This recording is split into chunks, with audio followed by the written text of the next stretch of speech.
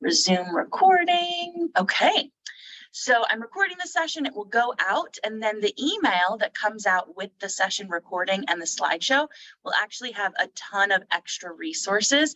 There's a few surveys and checklists that we're going to be mentioning a lot today that I want to make sure you have physical copies of. So I'll be sure that that is included and attached to the email that will go out at the end of the week that will have the recording, the slideshow, and all of the resources that you need to take our strategies and run with them. Like I said before, throw any questions that you have into the chat. At the end of the session, we'll leave a few minutes so I can go back and really address those questions as they come up. And I'm so excited, so we're going to dive right in. So this is the same information if you attended our first morning brew. If you're new here, I would like to introduce myself. My name is Krista Northcutt, previously Krista Krine, if you've been here for a while. I graduated from NAU, lived in Flagstaff for several years. I spent the past 10 years teaching in both public and private school settings, general education and special education, basically essentially 3rd through 12th grade. I am recently married and we are fur parents currently. We have 2 dogs, 2 cats. Some of my titles in the past at New Way, I've been blessed to be a swim coach, theater director, STEM teacher, EF coach, and this year I'm the director of integration for our new integrated therapy model. A couple fun facts about me is I am sewing obsessed and I actually just learned to crochet. So I am obsessed with doing that as well right now. And then my husband and I love to play board games together. And then I added something new here, just like everyone on this screen and everyone in existence, we all have our own EF challenges and our own EF strengths. So I'll be sharing about my personal experiences with executive function growing up. And I encourage you to take some time to reflect on your own executive functioning, because that's kind of our first step that we're going to want to do when we learn more about this topic. So today's agenda, we're going to cover the basics of what is executive function. Then we're going to break it down into executive function at New Way, and then executive function at home. And essentially our executive function at New Way, we're going to talk about what school supports are available to your student. And then at home, we're going to talk about how you can support your child when those executive function difficulties arise when you're at home. We have about 45 minutes planned for this, and then we'll have time for some questions and some Q&A as well. So we're going to be really real about executive function. I love humor. I love taking challenges and, putting a positive little silly twist on them. Executive function is one of those things that our students will continue to develop their entire lives. And so these are a couple of my favorite images that kind of come to mind when we think about executive function. One of my favorites is up here in the corner. It says time management. Okay, shouldn't take long, between an hour and 11 months. Maybe some of you can relate to that. I can relate to that for sure. We have a student here who's flying. He's got all of his materials kind of going all over the place. Here's a cartoon that says, I have your file right here in front of me, Mr. Simonson, and clearly he needs some help with organization. And then, of course, I had to mention my favorite show, Parks and Rec. I don't understand what executive functioning is, and at this point, I'm too afraid to ask. So I do not want you to be like any of these memes. I want you to leave this training with some important information and really be able to explain to someone else what executive function is and learn more about it, okay? When it comes to executive function, though, we have to be realistic because, like I said, these skills are going to be developing the entire life of your child, the entire life of you as an adult as well. So we're real, we're honest, we have realistic expectations. So let's kind of jump in. So this graphic here on the left is really good in explaining all 11 of the executive skills. Now, before we even dive into what each of these skills mean, we actually have to start with what's happening in the brain. Okay, so these are the 11 executive function skills that we want to see our students do. We want them to have emotional control, initiate tasks, organize, plan, have sustained attention, manage their time. But we have to dig deeper now into what's happening in the brain so that we can support them neurologically. And then we can see the effects of that through the executive function. So I'm going to start with a really complex definition, and it's one of my favorites, and we're going to break it apart. So executive function is the ability to integrate a present awareness with future anticipation and past experience to develop a reasonable plan, accounting for space, time, objects, and people for present action. Now, I was an executive function coach last year, and I would always show this definition, and you could just see the eyes start glazing over. They'd be like, what does that? That's a lot of words, right? Of course. Now let's break it up into the words that I've underlined. So executive function has to have awareness. It's called situational awareness. Your student knows where they are in time and space. Future anticipation, they're thinking about themselves in the future. And I'm not talking about 5-10 years down the line. I'm talking about 5 minutes. I'm talking about 10 minutes. I'm talking about an hour into the future. Where are they going to be and what are they going to be doing? And then a plan. They need to use that information of their situational awareness, where they anticipate they're going to be, create a plan. And then after they've done all of that, they need to actually take action. So it's interestingly enough, if you have done any research on executive function, you'll find the majority of the research is in all of these executive skills. But most recently, there's been more research done in the underlying brain functions to actually produce these skills. So these are almost the end result. And now we're really going backwards. Okay, like how do we address this from a neurological standpoint? And how do we get to this point? And so if we were to take this definition and really break it down into a student, adult-friendly definition, we teach our students that executive function skills enable us to plan, focus our attention, remember instructions, and essentially juggle multiple tasks successfully. Okay? It is that fine tuning in the brain that helps us evaluate situations and act accordingly in a reasonable manner.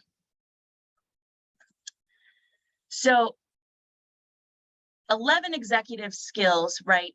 But what are the brain functions that are actually happening? It has to do with working memory, which we'll talk about, inhibitory control, and cognitive or mental flexibility.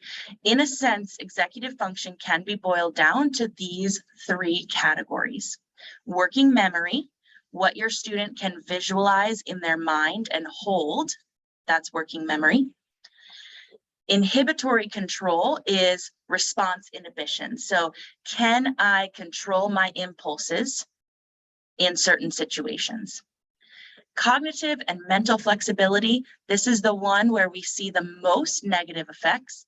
This is the ability to shift in the moment.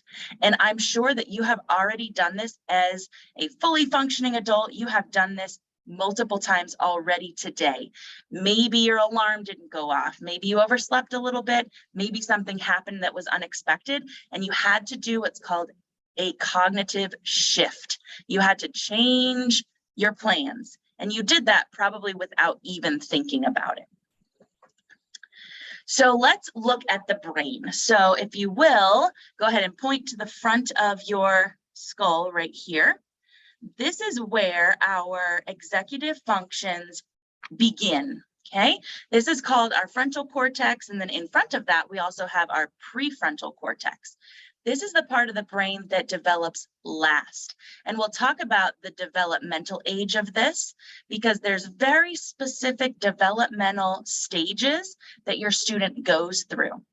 And it used to be thought, I would say several decades ago in science, that our brain develops all at once as a young child, right? And, you know, around the time of 5 and 10, our brain is fully developed.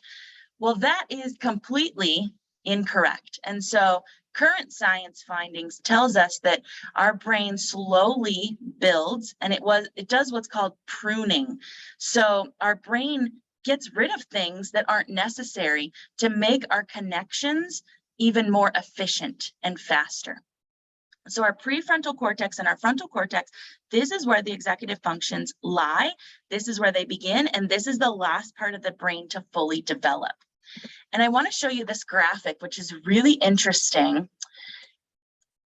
These are brain scans identifying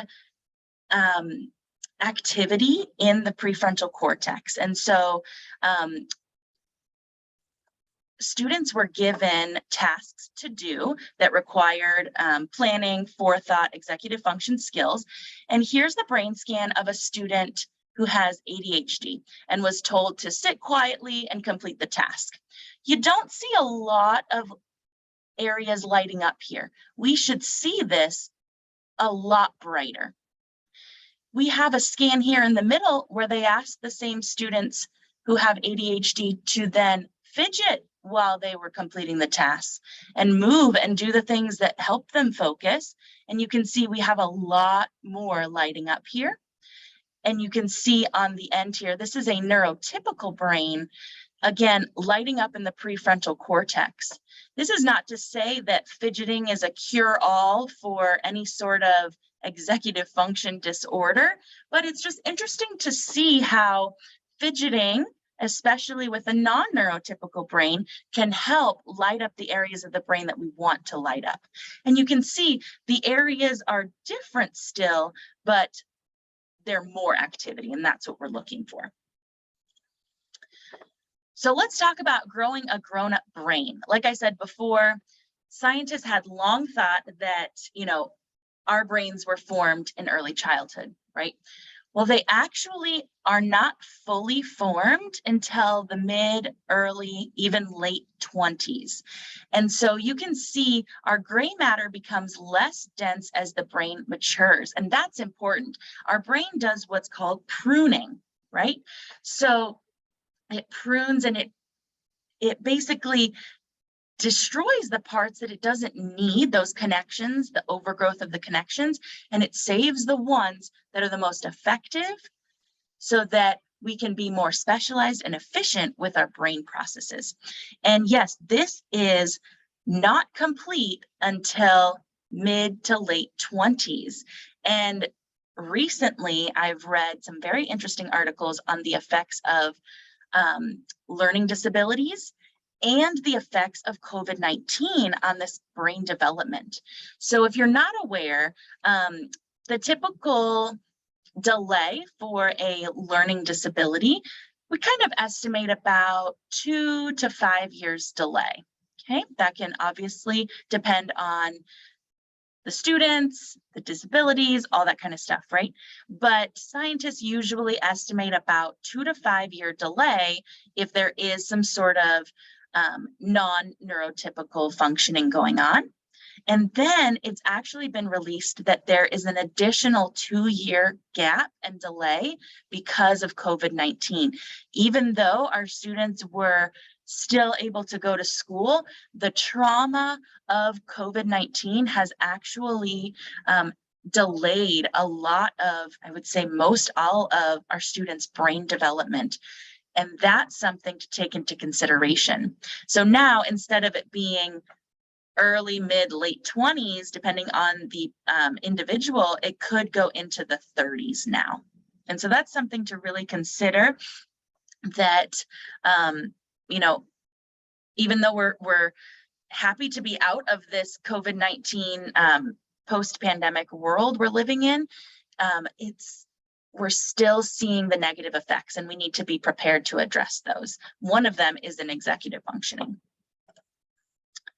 So what I want you to do in the chat now is share, if you're comfortable, any executive function challenges that you often see at home. And this could be related to daily living skills. It could be related to homework.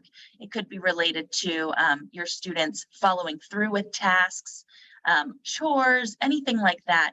If you're comfortable, go ahead and throw some ideas in the chat of the challenges that you see at home with your own children, or any, children that you work with. Yep, follow through and then surprise for consequences. Yep, absolutely. Can't find the keys, following through with chores and tasks. Absolutely, you guys are hitting it right on the head. This is all executive function based. Yep, bringing things between home and school. That's a big one as well. Resistance, yes, we're going to talk about how we can change that narrative, because so many times our executive dysfunction can be seen or interpreted by an outside person as defiance or, resistance and things like that. So we're going to address those concerns as well. Following through on chores and hygiene. Yep, forgetting what assignments are due. You guys got it. Morning routine, absolutely. So we're going to talk at the end of the presentation. Like I said, we're going to give you 5 strategies that you can take with you right away and start implementing. Yep. Oh, yep. Football gear. That's a big one. Yep. So you guys know the struggles. And like I said before, it can be very discouraging, especially if your student is presenting very capable and academically high. Our executive function can sometimes leave us questioning, well, what am I doing wrong? What can I do to help? Because my student can do the work and my student gets straight A's, but it's always a challenge to turn things in on time and keep even their room neat.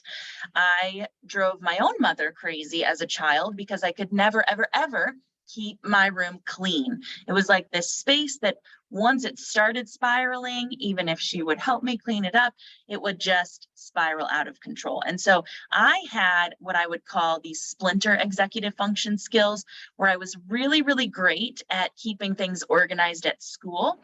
And then I would go home and all bets were off.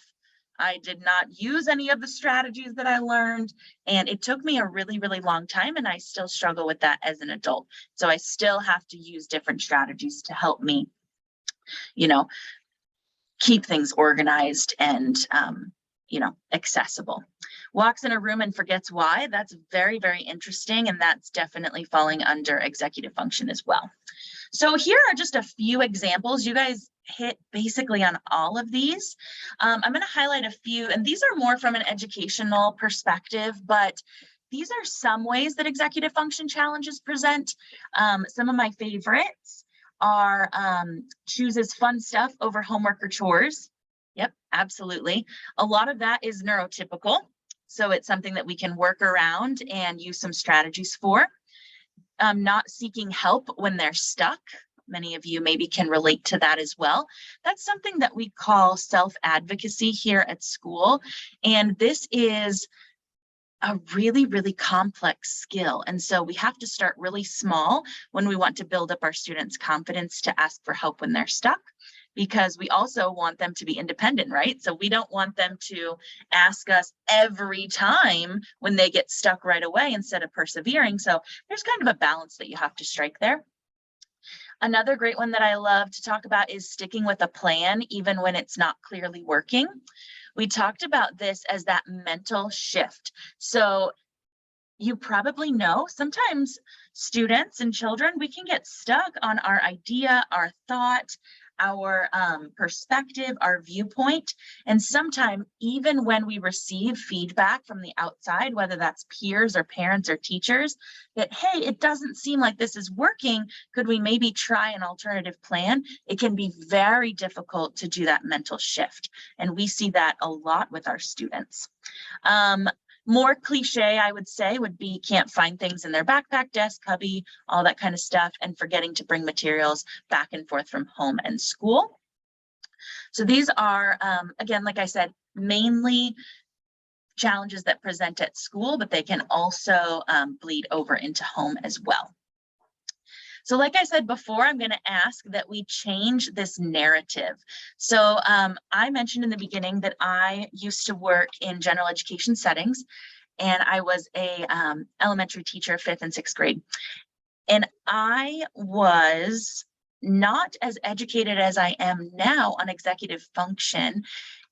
And it was very easy for myself and parents and administration to have this idea of, a student as not reaching their potential, or dare I say the word lazy. And I hope that your student has never been put into that category, because executive function is not laziness. Okay, it is not a student that is not reaching their potential and could do so much better. We know now that executive function does not fully develop into, we're talking mid to late 20s, early 30s now with COVID-19. So it's our responsibility to change the narrative, because this is something that is very and can be very sensitive to a student about their own executive function skills, right?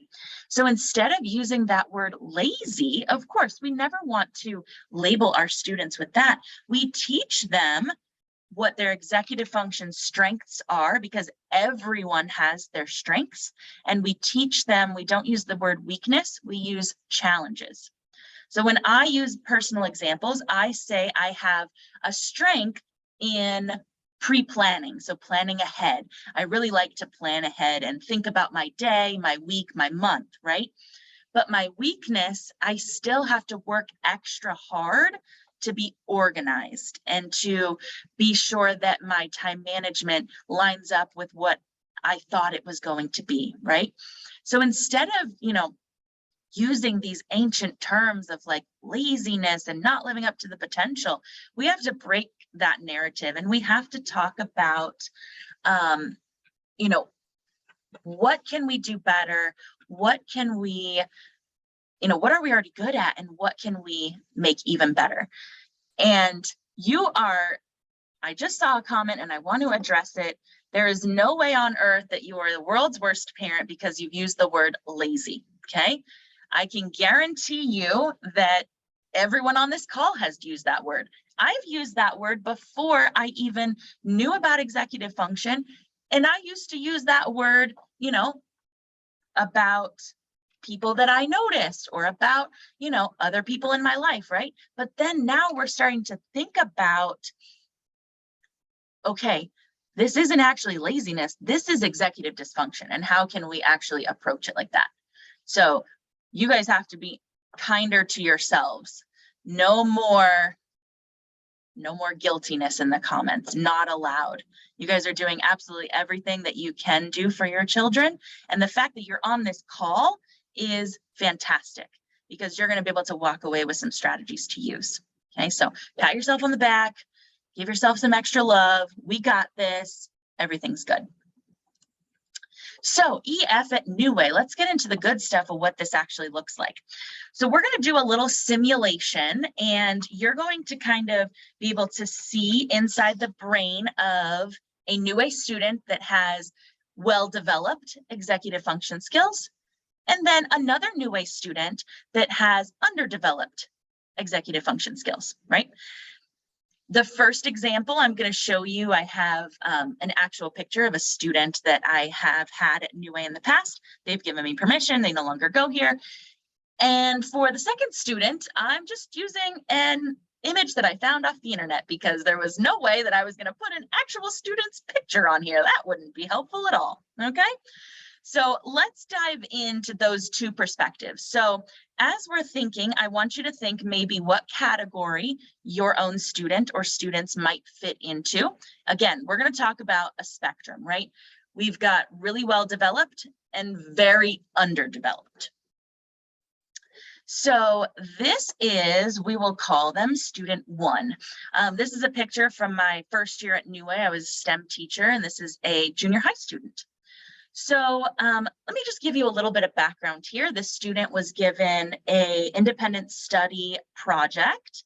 I laid out clearly the directions. We did step-by-step due dates. We mapped out a calendar. We talked about, how they were going to chunk this large project into small pieces, right? So this student number 1 did a great job of following through on the project, completing it, and was able to turn it in on time. Okay. Now I want you to we're going to dive into what this student was thinking when I actually assigned the project. Okay. So put yourself in a student's shoes. Pretend you're sitting in a science class or a math class or whatever, and you are hearing your teacher give directions for a big project. So I would say, all right, students, we are going to start our independent study project. Now, I've blocked out all the important dates and given you all of the information in this very, very important packet. I would like you to put it in your binder, and we're going to use it every day in class to make sure that we're on track. But tonight, all you have to do is go home and pick a topic that you're interested in. Okay? So those were the directions. Now, think to yourself as a student or as your own child, what might be going through your mind if you received that information? Granted, I had visuals, I had a packet, right? It's a lot of information at one time, but student number 1, this is what happens in her brain. So she thinks to herself, okay, so I've got to do this tonight. Great. I've got some math homework to do. Okay, it shouldn't be a problem for me to complete it. But I know now I've got to go back to my locker and get my books because math class is next. Okay. Then she also thinks, okay, what is the rest of my day going to look like? I'm really, really excited. I've got lunch. There's mac and cheese in the cafeteria. I'm super excited. This is great. After that, I know that I've got to be picked up around 3 o'clock because I have an appointment later. And mind you, this is all going on inside of student 1's head. Okay, they're thinking all the way in the future to when they're needing to be picked up. They think, okay, I have an appointment. I know that it takes us about 30 minutes to get there. So I'll be sure that, I make sure to listen to my parents the first time. So I'm out the door at the right time. Okay, I've got my appointment. And then, I've got to eat dinner. That's probably around like 5:36. So I probably won't be able to start my homework until 7. Okay. This mental dress rehearsal occurs within seconds. And we're going to talk about what that mental dress rehearsal looks like in a neurotypical student and a non-neurotypical student, okay? So you even probably did this morning when you woke up. You probably thought about your day, right? I know I thought, okay, I have a quick doctor's appointment in the morning. I've got to get there at this time. And then if it takes a little bit longer, I'll take this route. And if it doesn't, I'll take this route. And then when I get to school, blah, blah, blah, right? You're probably doing that. You might even be doing that now, right? Okay, when this presentation's over, I've got to do A, B, and C. And if it doesn't work out, I can do B, C, and D, all that kind of stuff, right? Mental dress rehearsal. Student number 1 is using 3 different processes at the bottom of the screen. Non-verbal working memory. So be silly with me for a minute. If you can go ahead and do this. This is going to signify our non-verbal working memory. This is our brain, our thought bubble. And on this thought bubble, our students start to create pictures. These pictures are coming into student number 1's head. Okay, I got to get my books for math. I've got lunch, then I got to be picked up. I've got an appointment after school, and then I'm going to be able to pick my topic and actually do my assignment, right?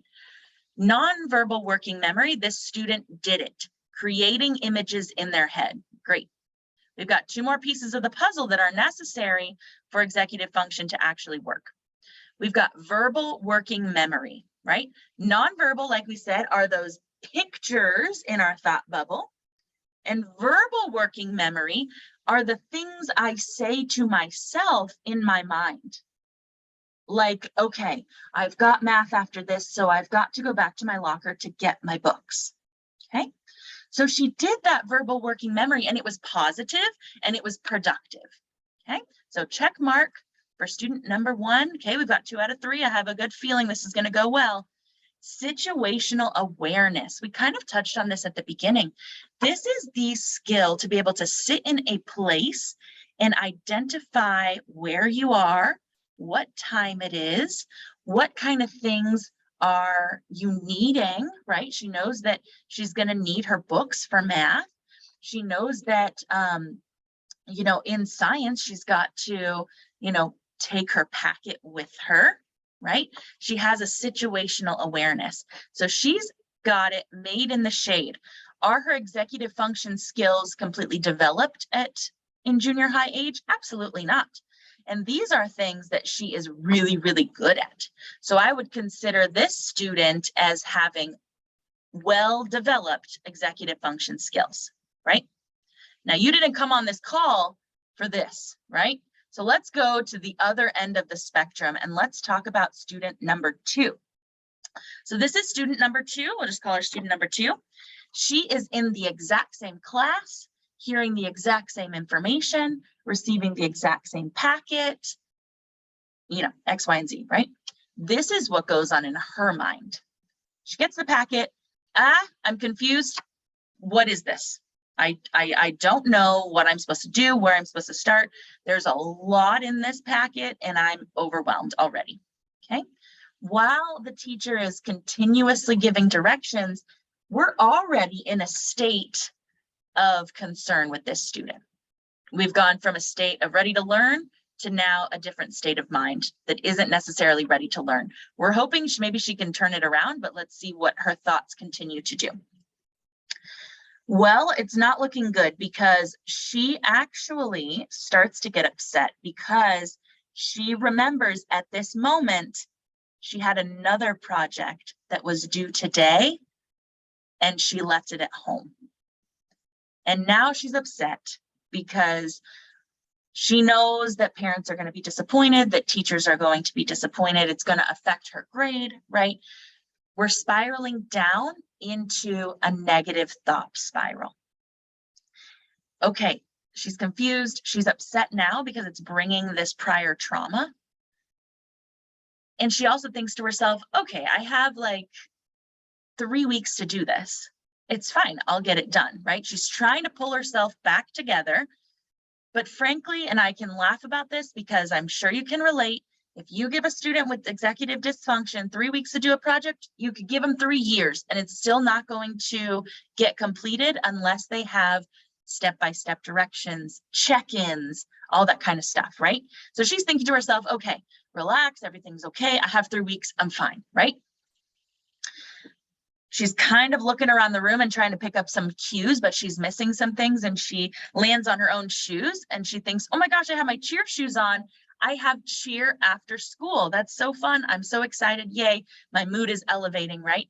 In the meantime, she's missing important information and cues in the class because she's trying to regulate herself at this moment. And then she also remembers, oh yeah, after cheer, we have our cheer team dinner. And I'm so excited to get to see my friends and my coaches and oh, that's going to be so great. And then the bell rings. She missed the 3-minute reset cue to pack up her materials and put her packet in her binder. And what happens? The packet gets left on the desk and she's out the door because she doesn't want to be late for her next class because she knows that her teacher will take off points if she's late, right? Unfortunately, student number 2, when we look at their brain, their mental processes, nonverbal working memory was very low because they weren't actually creating appropriate pictures here on their thought bubble, right? They started with confusion, worry, doubt, thinking about past trauma, and they tried to pull it together, but they're not actually seeing themselves complete the work. And then verbal working memory. I'm so sorry she gets an X as well because it was negative self-talk. Remember, verbal working memory is the things we tell ourselves in our mind, okay? So she started to spiral and it was negative.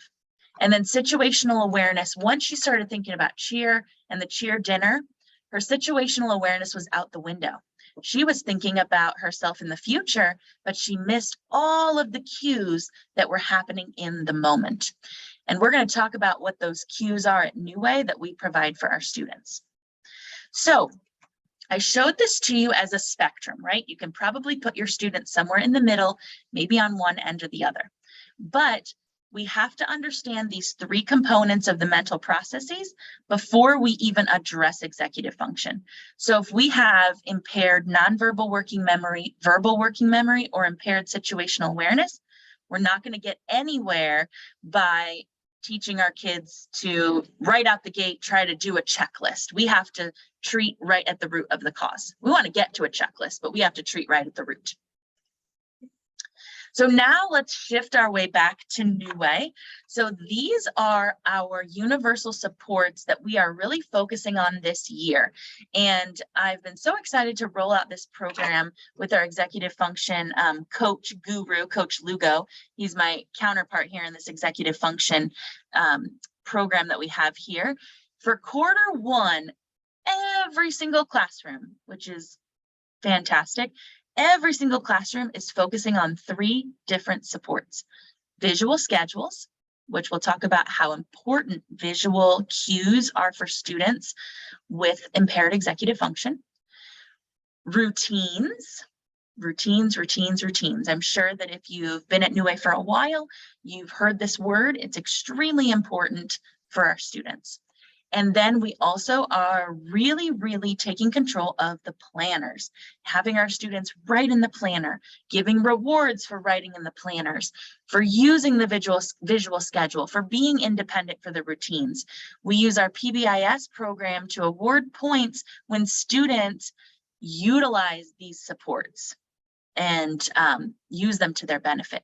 Looking ahead for Q2, this is all what teachers will be focusing on: dedicated procedural spaces with visual examples, assignment chunking, which is a huge deal, especially in our junior high and high school, when students, like I gave my example, when they were given a big project, what do I do with this? Where do I even start? And then we have a great tool that we're rolling out in Q4 called the Get Ready, Do Done. And that is from the executive function guru, Sarah Ward. And so we're excited to roll out this plan and really provide universal supports for our students in executive function. So here we go, my favorite slide because of all the visuals. Visuals. This is what we do best at New Way. And frankly, it doesn't matter how old your student is, doesn't matter your academic level of your student. Any way that we can incorporate visuals, we're going to win, because students with executive dysfunction, like I was talking about, their nonverbal and verbal working memories are impaired. So they can't create those visuals themselves. They have to be given the visuals so we can fill up their mental thought bubble. So here's a few things. On the left side of the screen and kind of in the middle bottom, we have what's called our 3-minute reset. And this is embedded in every single class that we have at New Way. There's actually a warning bell that goes off 3 minutes before class is over. And we call it the 3-minute reset.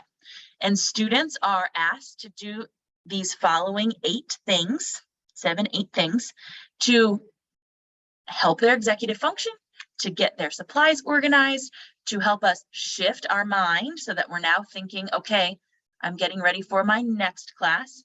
I'm shifting. And I'm also thinking about what I'm going to need for that next class and how I'm going to look when I go into that next class. Another thing we use is visuals for any sort of voice levels or cues when we're working with partners, working in groups, or presenting in front of the class. Our high school uses these fantastic icons in the center. They're the circles to indicate bell work, objectives, classwork, and then our 3-minute reset, that little clock right there. This picture of some young bulldogs just makes me so happy. This is from Miss Houston's class. These are our young bulldogs filling out their planners.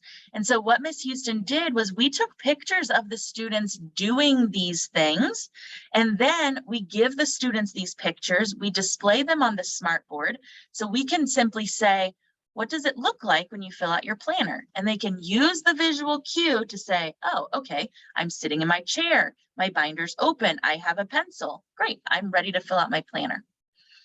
Some things that may seem simple are actually really complex when it comes to executive function.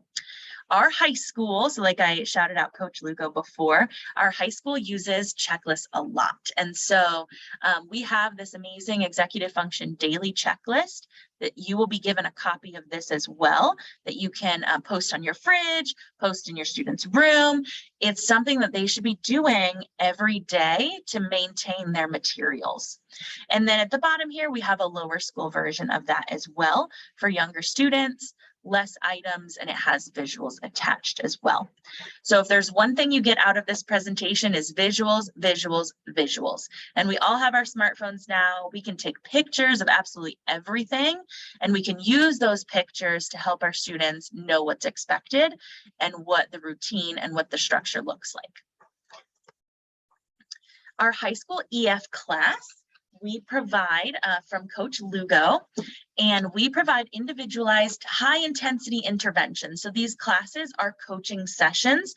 They usually occur about 3 times a week. It's embedded into their student schedule, and we use what's called the SMARTS curriculum. And this is a really, really great curriculum. It's goal setting based.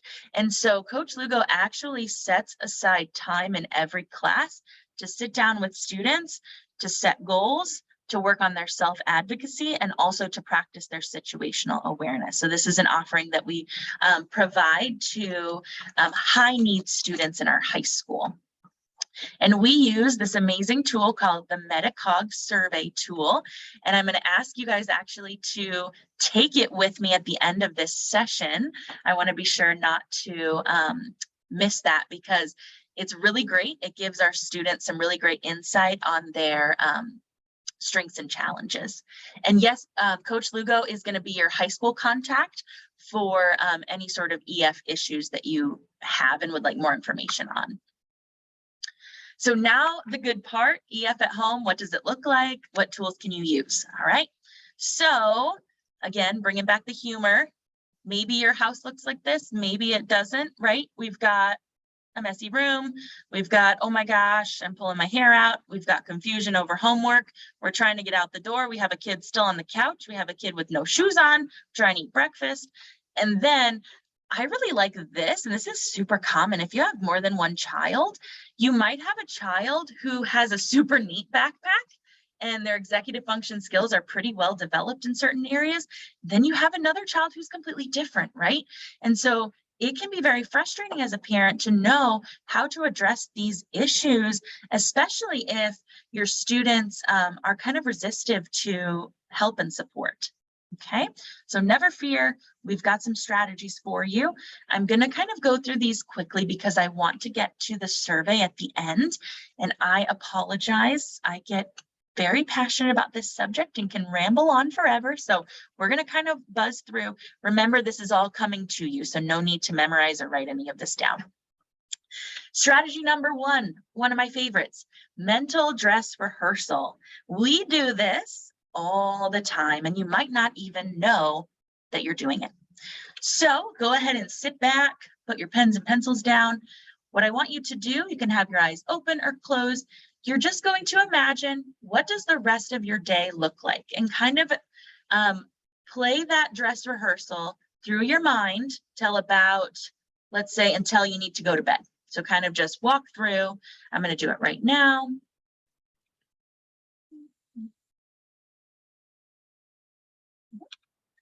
So you probably did that in a few seconds, and that is you know, what we expect when these mental dress rehearsals are happening.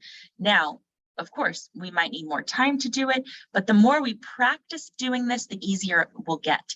And so what I'm asking you for strategy number 1 is to shift your language. Okay, so again, we're going to be gentle with ourselves because we didn't know this before today. So we're going to learn something new. When we say things like, okay, it's time to get ready for soccer, get your cleats, your water bottle, your uniform, meet me at the car, right? We are doing all the thinking for our children and our students. We're doing the mental dress rehearsal for them. We need to do a little simple language shift. This will take practice to give them a chance to do that, their own mental dress rehearsal. So instead of saying something like, time to get ready for school, go upstairs, take a shower, brush your teeth, do your hair, get dressed, and grab your backpack. We leave in about an hour, right?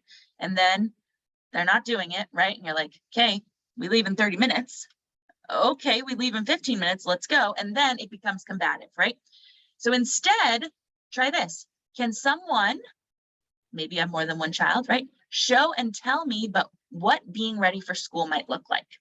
And then you get your phone out, you snap a picture of your child when they do it correctly. And then in the future, you can show them that. Say, hey, this is a picture of when you were ready for school. Would you like to see it, or are you good to kind of do that yourself? Okay. Take the pressure off of yourself and put the thinking back on them. Okay. This one's one of my favorite. And I have a brother who is 12, 13 years younger than me. And so I was a second mom at times growing up. And so I would be like, I would do this all the time. And now I'm thinking, oh my gosh, I should have been better at this. If I were you, I would grab my coat and scarf because it's cold outside, right?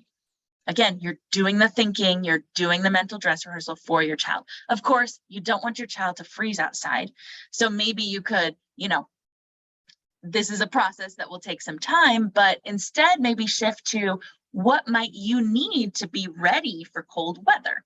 Okay, it's cold outside. Can you show me or tell me what your plan is, right? And yeah, there's probably going to be a day where your child's cold and forgot their jacket because they didn't do that mental dress rehearsal, but guarantee the second time they'll probably remember.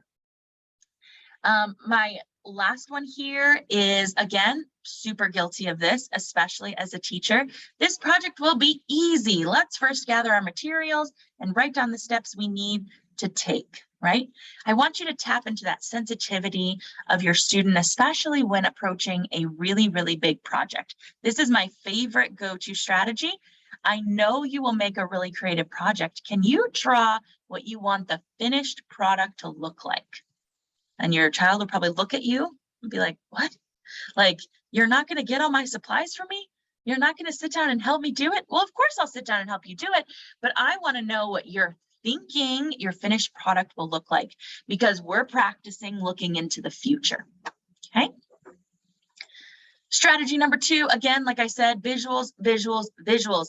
Take a picture of your child doing the chore that you want them to do, and then you have it in your photos folder so that you can bring it up and you can post it somewhere in the house. You can have that be the coach. The image shows the child what to do. Visual timers, huge. Calendars. This one's really great. You could print out a picture of your child ready for school and have them label the different parts that they need, right?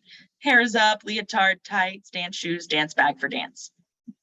I put another reminder with the phone here. Use your phone as much as you can to take pictures. That'll be a huge buy-in with the older students. Like, hey, maybe you can have some extra tech time if you put up with me taking a few pictures of you, right? And then the executive function daily checklist, we will have that sent out to you as well. It's great. I even use it as an adult to keep my online stuff all organized. Strategy number 2.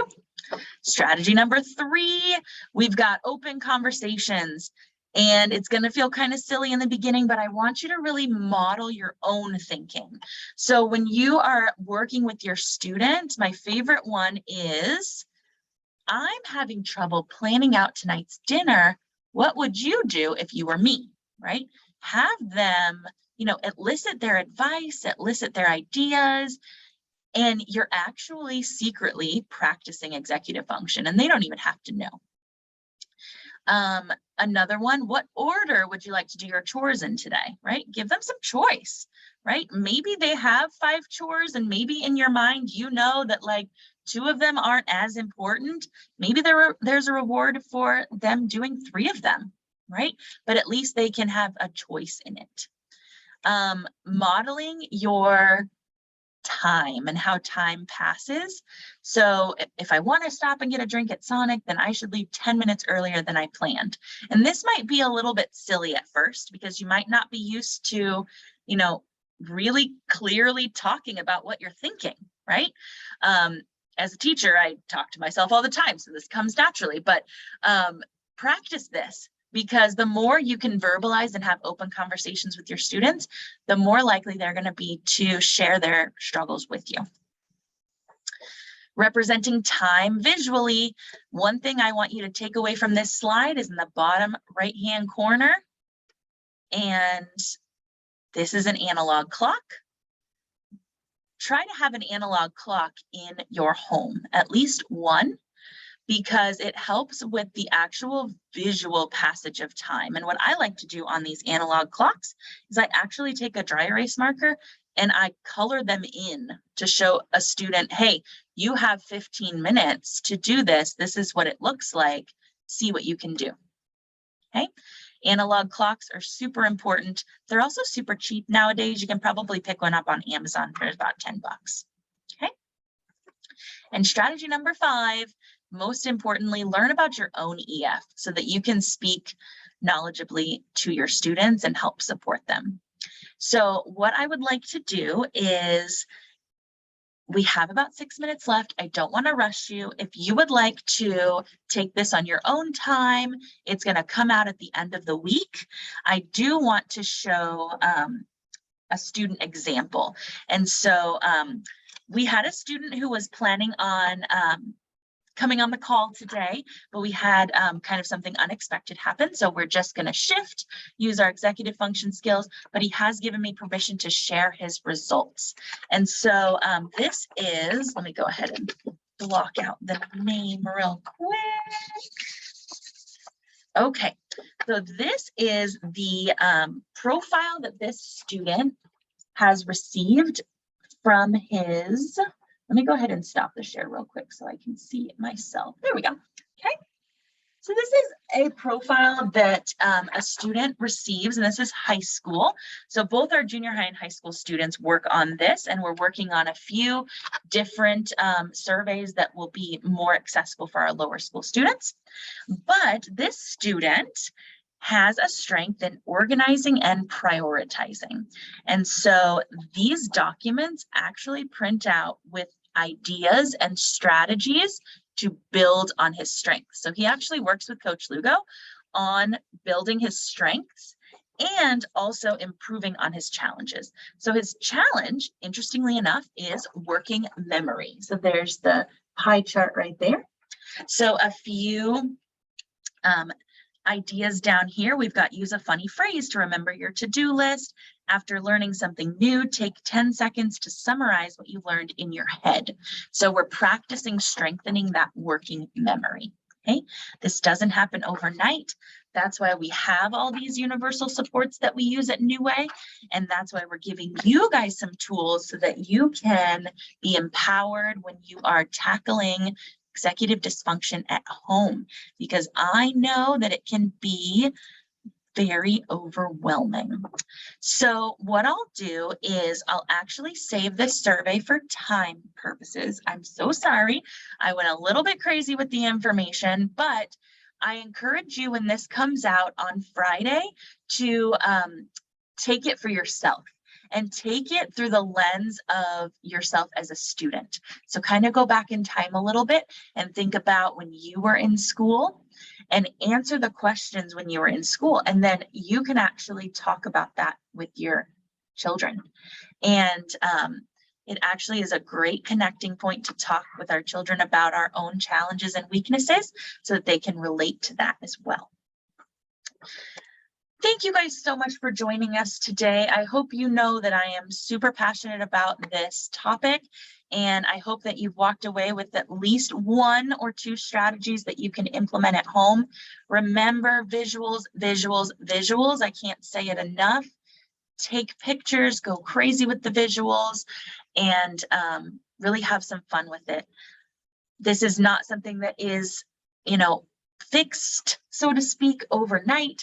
It's something that will continue to develop over time. And our jobs as educators and parents are just to inform and educate our students so that they can be productive when they're out in the real world. Please save the date for our next morning brew. It's going to be all about Campus Connect. So we're going to dive into the parent side, the student side, and that's going to be on October 26th at 10 a.m. That is a Wednesday, and that will be on Zoom as well. If you don't already have my email, there it is for you. And I'm going to throw it in the chat as well so you guys can have that and write it down. Oh, my chat. Oh, there it is. It's actually just my last name and at newwayacademy.org. And then I'll also put Coach Lugo's email in here as well. It is lugo@newwayacademy.org, and I'll let that sit in there as well. So if you've got to run, I totally get it. We're about 2 minutes to time, but I know that I saw some interesting questions that I wanted to address. So a really great one about the survey. So every single junior high student has taken this survey or will take it by the end of the year through their seminar class rotations. And then Coach Lugo and I are working with the high school students that he doesn't see, who will also take that most likely as part of their seminar. So that will happen this year as well. We are working to find a more age appropriate survey for our younger students, and we'll definitely get that going so that the more knowledge we have, the more power that we'll have as well. So that's a great, great question. Let me kind of scroll up just a little bit. Yep, Coach Lugo is the contact for high school, and he's essentially the contact, and so am I for anything executive function. So please reach out. Do not hesitate. If you don't have a high school student, please reach out anyway. We'd be happy to help and talk. And I think that is about it. As far as questions, I'll kind of leave the chat and I'll leave the Zoom open for just a minute or so. If you have any questions that pop up, please feel free to throw them in the chat or even unmute yourself if you would like. Thank you, thank you, thank you so much for being here. I hope you learned something new, and we'll see you for our next morning brew. Thanks, guys. Have a great rest of your day.